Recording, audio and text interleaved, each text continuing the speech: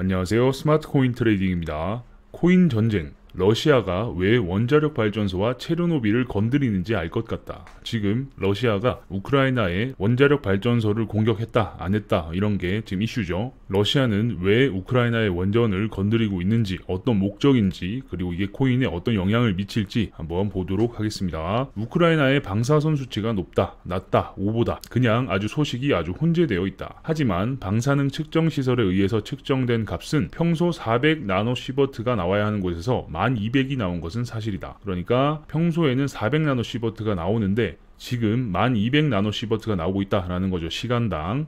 평소 그래프에 몇 배가 나온 것일까? 이렇게 나오고 있었는데 그냥 평범했죠. 그러더니 갑자기 이렇게 바가 커집니다. 바가 갑자기 커졌기 때문에 평소에 나오던 수치가 아주 작게 나올 뿐인 거예요. 상대적이죠. 원래 이렇게 나오던 곳이었다. 그러니까 이 막대가 지금 이렇게 표현이 된다라는 말이죠. 궁금하시면 직접 링크로 들어가 보면 된다. 여기 블로그에 링크가 있습니다. 지금 이렇게 자꾸 방사능으로 군불대고 있는 이유가 무엇일까? 몇 가지 머릿속으로 시뮬레이션 돌려봤는데 이 케이스밖에 없었다. 이렇게 많이 시뮬레이션을 돌려보셨다라는 거죠. 일반적으로 자국 군대가 침략하는 땅에 방사능 오염을 시켜봐야 도움될 게 없다. 오히려 사기만 떨어질 뿐. 그죠? 우리 편이 공격하러 들어가는 곳에 방사능이 뿜뿜하고 있다라고 하면 거기에 누가 들어가고 싶겠어요. 그죠? 사기가 떨어질 텐데 왜 러시아는 이걸 공격하고 있는지 보겠습니다. 그런데 러시아는, 아니 푸틴은 이걸 감수한 것 같다. 고심 끝에 자국 병사들이 피폭되는 것을 감수한다고 지 혼자 결정을 내린 것 같다. 그래야 타국 우크라이나 파병을 극도로 제한할 수 있으니 개꿀이다. 결국 우리 자원은 피폭이 되더라도 해외에서 파병이 올 거 아니에요. 그죠? 우크라이나를 도와주기 위해서 다른 나라에서 파병을 왔을 때 방사능을 뿜뿜하고 있으면 파병을 꺼리게 될 것이다. 왜냐? 보통의 나라들은 파병이라는 것을 대통령 혼자서 정하기가 쉽지 않죠. 내부적으로는 국민들의 여론도 있을 것이고 정치적인 문제들도 있기 때문에 쉽게 이런 부분에서 브레이크를 거는 수단으로 사용했다라는 부분입니다. 대부분 러시아 병사들은 자기가 피폭되는 줄도 모르거나 허용범위 내라고 이야기하겠지. 그죠? 이렇게 포로로 잡혔는데 알고 보니까 훈련이라고 속았고 배가 고파서 허겁지겁 음식을 먹는 장면입니다. 그리고 이 사람은 우크라이나 사람이에요. 우크라이나 사람이 핸드폰을 이용해서 이 군인의 어머니와 영상통화를 시켜줍니다. 그러면서 우는 장면인데 참 안타까운 장면이죠. 하지만 이 기회를 틈타 파병을 강행하려는 나라도 있다. 바로 독일. 이걸 해석하면 이렇다. 독일 사람으로서 미리 이야기할 게 있는데 지금 전 세계에서 우리 독일에게 기대하는 게 강력한 군대를 양성해서 폴란드를 넘어 러시아와 싸워주는 것. 예전에 이런 행동을 했으면 히틀러의 부활이라고 난리 폈을 텐데 이젠 오해하지 말아줬으면 좋겠다. 그쵸? 독일은 전쟁을 일으킨 과거가 있기 때문에 이런 부분에서는 쉬운 부분이 아니에요. 그런데 이런 과거를 딛고 뭔가 좋은 일을 하려고 하는 의도가 있는지 무슨 의도인지는 모르겠지만 이렇게 스탠스를 취하고 있다 라는 부분인데 놀랍게도 지금 이 상황을 서양에선 오케이, go ahead, 오케이 그렇게 해봐 라고 등 떠밀고 있다. 하지만 나는 독일은 군비 증강에만 이득을 챙길 뿐 실제로 러시아와 부딪히지 않을 것이라고 본다. 쇼라는 말이죠. 왜냐? 가스 공급받는 노드스트림 2만 일시 중지했을 뿐 노드스트림 1은 또 계속 공급받고 있거든. 이건 러시아와 서로 조율이 된 것 같다. 나는 군사력만 키우고 개입하는 척만 할게. 라고. 독일은 노드스트림을 통해서 러시아에서 천연가스를 공급받고 있습니다. 물론 돈을 지불하고 공급받는 거죠. 그래서 우크라이나를 지나가는 이 노드스트림 1을 우회해서 독일로 바로 갈 수 있게끔 노드스트림 2를 만들고 있었어요.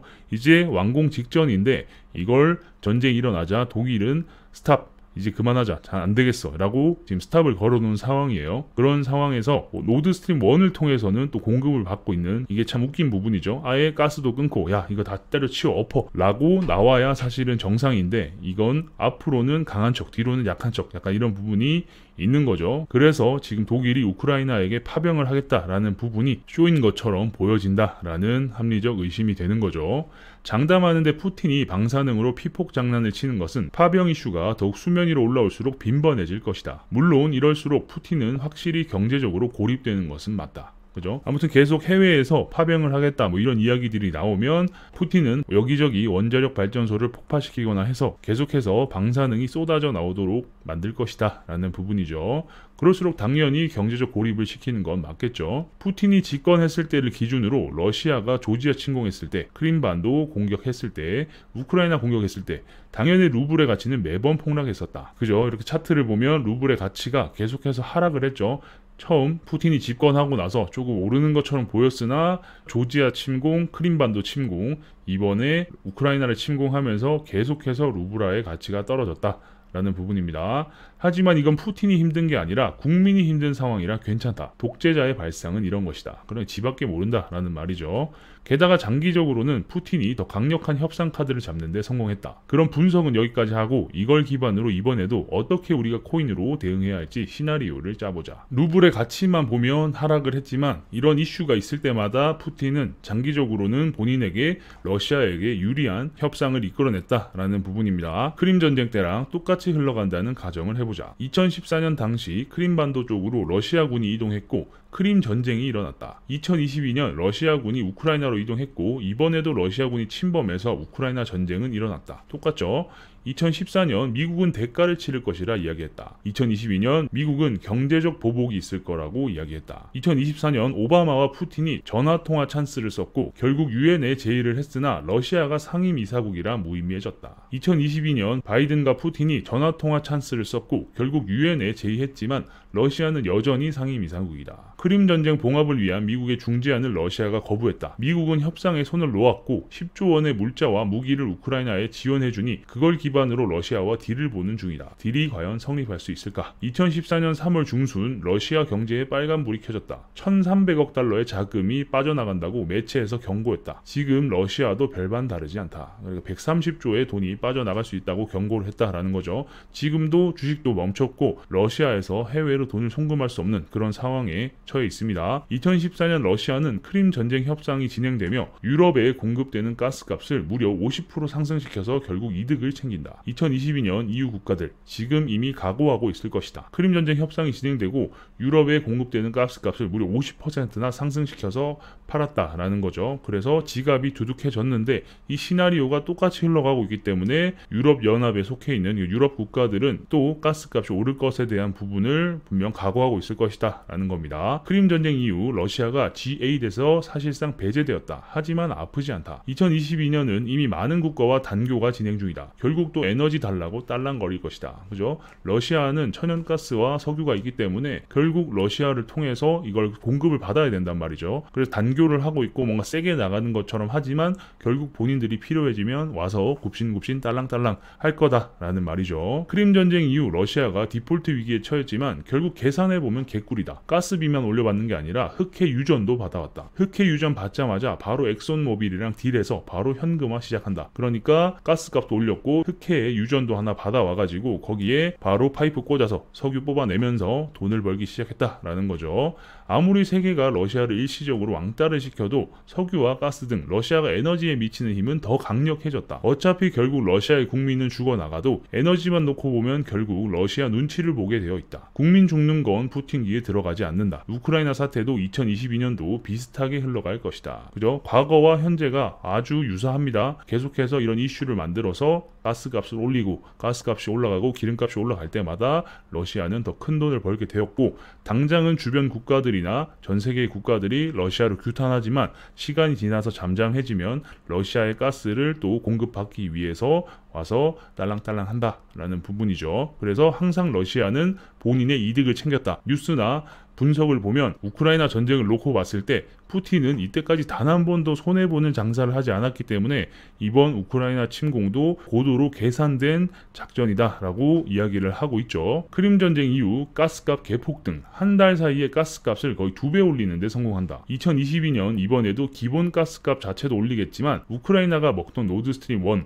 통행료도 자기 거, 그리고 이번에 새로 지어지는 노드스트림 2도 재계약을 하던 러시아가 리브랜딩을 하든지 해서 결국 비싸게 받아먹을 수 있다. 우크라이나를 통해서 노드스트림이 지나갑니다. 가스관이 지나가기 때문에 당연히 우크라이나에게 통행료를 지불해야겠죠. 그 부분에서 통행료를 없애버리고 자기가 먹게 되거나 또 이번에 노드스트림2도 결국 이름을 바꾸거나 하면서까지 자기 주머니로 돈이 더 많이 들어올 수 있게끔 그림을 그릴 것이다 라는 거죠. 크림의 천연자원과 바닷길이 열림. 우크라이나의 천연자원과 곡창지대를 러시아의 하청으로 만들 수 있음. 우크라이나가 천연자원도 많이 가지고 있고 곡창지대가 아주 풍부하기 때문에 중국이나 큰 나라들로 많은 양의 곡물을 공급하고 수출하는 그런 나라입니다. 우크라이나가 힘은 약하지만 곡창지대로서 역할은 굉장히 잘한다고 해요. 그래서 이 전쟁이 장기화되면 세계의 곡물 지급에 문제가 생길 수 있다라는 부분에 대한 분석도 있었습니다. 게다가 2022년은 코로나 이후 원자재 가격과 인플레 등으로 다양한 이슈로 에너지 강국이 전쟁으로 약한 나라를 괴롭히며 전쟁하기 좋은 시기다. 그죠? 여기서 에너지를 가지고 있냐 못 가지고 있느냐에 따라서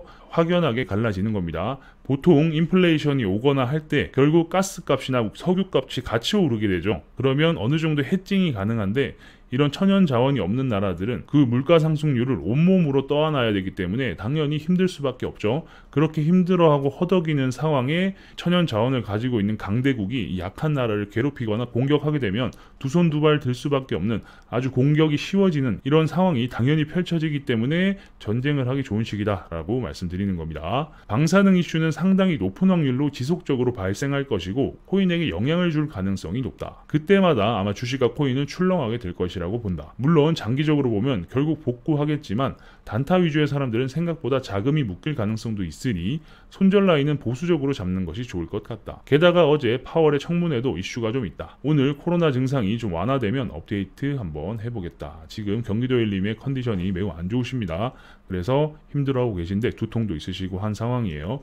그럼에도 불구하고 이렇게 글을 써주셨습니다. 그래서 제가 바로 영상으로 만들었는데 아무튼 이런 이슈는 계속 발생할 것이다 라는 부분입니다. 방사능 이슈 말씀드렸다시피 다른 나라에서 우크라이나에 파병을 하는 것을 막기 위한 수단으로 사용한다 라는 부분이죠. 그리고 이런 일이 발생할 때마다 코인에게 영향을 주고 시세에 영향을 미칠 것이다 라는 부분이죠. 그래서 단타를 하시는 분들은 변동성 때문에 손실을 볼 수 있다라는 부분이 있으니까 조심하셔라 라고 말씀하시는 거고, 결국 복구하겠지만 이라는 뜻은 이 상황이 지나가고 해소가 되건 아니면 너무 극으로 치닫던 하면 결국 코인 가격은 오를 것이다 라고 보는 거기 때문에 이렇게 말씀을 하시는 거겠죠. 요거는 제 생각입니다. 아무튼 지금 전쟁이 장기화되면서 뭔가 자꾸 거친 발언들이 오가고 상황이 안 좋게 흘러가고 있죠. 러시아 입장에서도 빠르게 치고 빠지면서 끝내려고 했는데 우크라이나 국민들의 결사항전 이런 부분에서 아주 딜레이가 생기고 보급이 안 되고 하면서 애를 먹고 있다고 합니다. 이런 상황에서 다른 나라에서 파병이 들어오고 그렇게 전쟁이 더 어려워지는 순간 러시아는 정말 이도저도 안 되는 상황이 올 수 있기 때문에 곤란해지죠. 그리고 만약 러시아가 우크라이나에게 소형 핵을 사용한다라고 해도 우크라이나 내부에 우크라이나 국민만 있으면 괜찮은데 만약 다른 나라에서 파병된 군인들이 있는 상황에서 핵을 쏴버리면 그건 엄청난 사건이 될 수 있죠. 그런 부분에서 몸을 사린다 라고 볼 수 있겠습니다. 아무튼 지금 전쟁 이슈가 이렇게 한창인데 최근 코인에 직접적인 영향을 계속 미치고 있죠. 그렇기 때문에 이런 부분도 정확하게 잘 알고 계셔야 되고 시나리오를 생각하고 만들어 놔야 나중에 어떤 일이 발생했을 때 대응이 가능하기 때문에 이런 부분에서 계속 말씀을 드리는 겁니다. 단순한 코인의 이슈뿐만 아니라 이렇게 국제 정세나 전쟁 다양한 부분에서 여러분들께 계속 정보를 드릴 수 있도록 노력하겠습니다. 그러니까 영상이 괜찮으셨다면 구독과 좋아요도 눌러주시고요. 경기도 웨일린 블로그는 영상 하단에 주소가 있습니다. 클릭해서 입장하시면 글을 바로바로 보실 수 있으니까 여러가지 인사이트를 넓히는 데 도움이 되실 거고요. 과거 글부터 천천히 한번 보시면 최근에 이런 일들이 있었구나, 코인 시장이 이렇게 흘러왔구나 라는 부분들을 잘 알게 되실 수 있으니까 예전 글부터 한번 차근히 읽어보시는 것을 추천드립니다. 궁금한 게 있으신 분들은 저희 커뮤니티로 들어오시면 되겠습니다. 영상 하단에 댓글은 막아뒀지만 더 빠르고 정확한 소통을 하기 위해서 커뮤니티를 오픈해뒀습니다. 많은 분들이 들어와 계시고 많은 대화를 하고 있으니까 궁금한 게 있으시거나 아직 들어오지 않으신 분들이 계시다면 저희 커뮤니티로 들어오시면 되겠습니다. 아래 보이시는 화면은 저희 회사에서 직접 개발한 API 트레이딩 프로그램입니다. 바이낸스, 바이비트, 비트맥스, FTX 네 군데 거래소에서 사용이 가능하고요. 기능으로는 최신 호가에 자동으로 주문을 넣어주는 자동호가 기능, 클릭 한 번에 40여 개의 분할 주문을 넣어주는 스프레드 기능, 손절과 익절의 퍼센트를 정해놓으면 체결과 동시에 손절 익절을 자동으로 걸어주는 스캘핑 모드, 키보드를 이용한 단축키 트레이딩 등등 다양한 기능들이 있고요. 이번에 이렇게 차트 트레이딩 기능이 더 추가가 되었습니다. 원래는 미니 차트로 해서 드래그를 하거나 위치를 찍어서 주문을 넣는 기능들만 있었었는데 이번에 대폭 기능이 업데이트 됐습니다. 좌측 하단에는 실시간 뉴스가 뜹니다. 우측 상단에는 급등 급락 종목을 바로바로 확인하실 수 있고요. 해당 종목을 클릭을 하면 바로 이동이 가능하기 때문에 스캘핑이나 단타 트레이딩을 하시는 분들께는 많은 도움이 되실 겁니다. 많은 분들의 의견을 수렴해서 만든 기능이기 때문에 사용하시는 데 도움이 많이 되실 거라고 생각이 됩니다. 홈페이지에 들어오시면 더 다양한 내용을 확인하실 수 있는데요. 우측 하단에 사용법 알아보기 위키가 있습니다. 처음 프로그램을 어떻게 만들었는지, 어떻게 업데이트되어 왔는지, 어떤 기능들이 있는지, 어떻게 사용하는지, 거래소별로 API 키는 어떻게 발급받는지 등등의 내용이 있으니까 보시면 사용하시는데 도움이 되실 거고요. 그 아래는 기존의 거래소를 사용하고 계신 분들이 프로그램을 써보실 수 있게끔 체험 쿠폰 발행 이벤트도 하고 있으니까 많은 참여 부탁드리겠습니다. 왜 프로그램으로 만들었냐라는 질문들을 많이 해주시는데요. 그 이유가 속도 때문입니다. 속도 비교는 홈페이지에서 바로 가능하고요.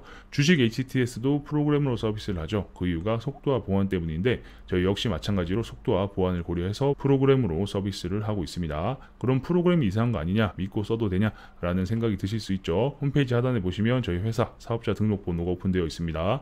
고객센터 번호도 있으니까 운영 시간 내에 연락 주시면 언제든 친절히 응대할 수 있도록 하겠습니다.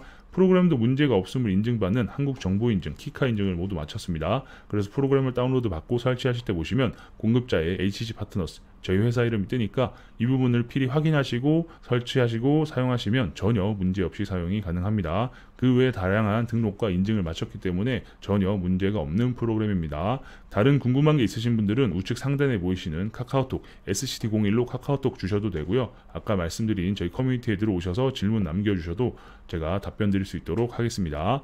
그럼 다음 영상에서 뵙겠습니다. 감사합니다.